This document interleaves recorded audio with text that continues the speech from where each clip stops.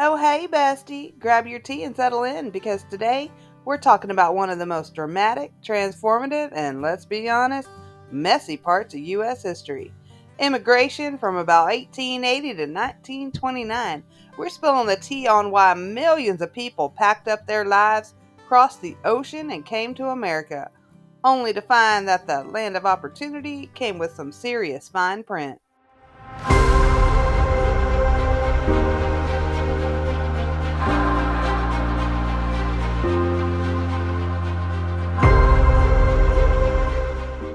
Between 1880 and 1929, more than 23 million immigrants arrived in the U.S. That's right, 23 million.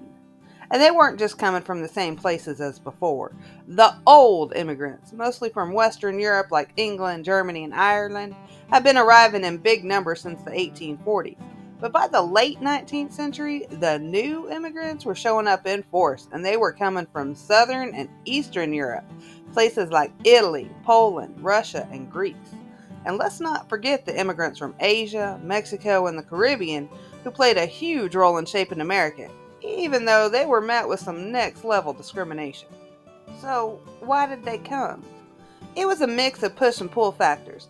Fancy historian talk for reasons people were fleeing their home countries and reasons America seemed like the promised land. Push factors? Oh, they have plenty. Poverty, war, political persecution, and religious oppression.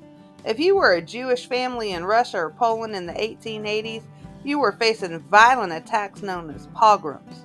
If you were an Italian farmer, the economic crisis back home was not given dolce vita. And pull factors? America was serving up industrial jobs on a silver platter, or so it seemed. The rise of factories, the need for labor on the railroads, and the promise of land out west made the U.S. look like a jackpot. Most immigrants coming from Europe landed at Ellis Island in New York Harbor, which opened in 1892. And let me tell you, it was not a luxury welcome center. If you had a cough, a limp, or any sign of illness, you might get marked with chalk and sent back home. And you could be interrogated for hours about your ability to work, your political beliefs, or whether you are likely to become a public charge. Yikes.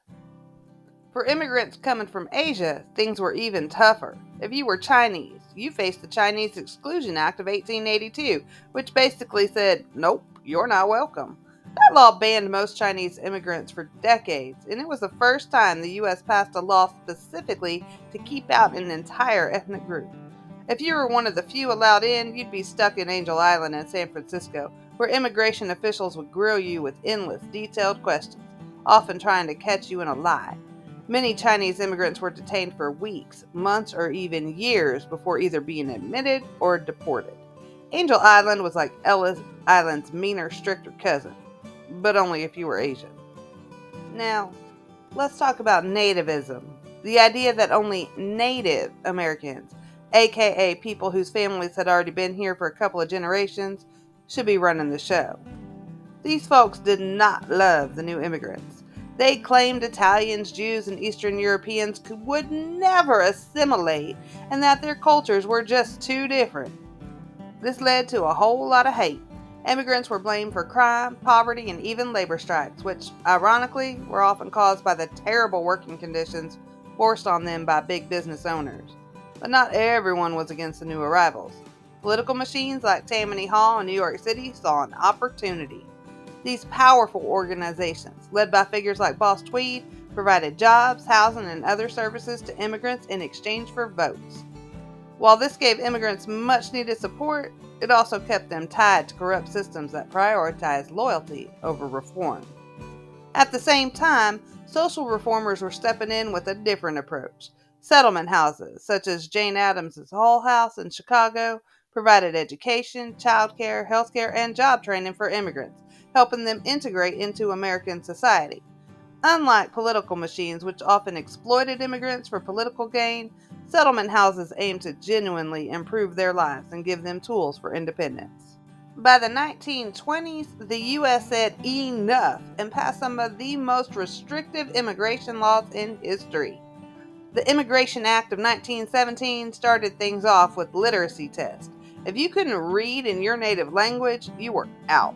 Then came the Emergency Quota Act of 1921, which said only 3% of each nationality's 1910 population can come in each year. Translation: if your people hadn't been here in big numbers before, you weren't getting in now. And then boom, the Immigration Act of 1924 took it even further, slashing that percentage down to 2% and using the 1890 census as baseline. That meant Italians, Poles, and Russians who had arrived in large numbers after 1890 were practically shut out. Meanwhile, immigration from Asia was banned entirely. As if that wasn't bad enough, fear of communism was running wild. After the Russian Revolution in 1917, many Americans were terrified that radical left movements would spread into the U.S. The Red Scare of 1919 and 1920 saw immigrants, especially those from Eastern Europe, accused of being anarchists or Bolsheviks. Thousands were arrested in the Palmer raids, many without evidence, simply because they were foreign-born and held leftist political views. Immigrants weren't just unwelcome, they were seen as a threat to the American way of life. If you think this was the first time America had complicated feelings about immigration, think again. In the antebellum era, from the 1820s to the 1860s, immigration, especially from Ireland and Germany, surged. Many Irish immigrants were fleeing the potato famine, but they faced major discrimination, with signs saying, "No Irish need apply." Sounds familiar, right? German immigrants, on the other hand, settled in the Midwest and often avoided the worst of the backlash. Fast forward to the late 20th and 21st century, and immigration patterns shifted again. By the 1960s, the restrictive quota system was replaced with the Immigration and Nationality Act of 1965, opening the door for more immigrants from Asia, Latin America, and Africa. Today, immigration remains a hot topic, with debates over border security, refugee policies, and pathways to citizenship shaping political discourse. Despite the nativist hate, discrimination, and roadblocks, immigrants transformed America.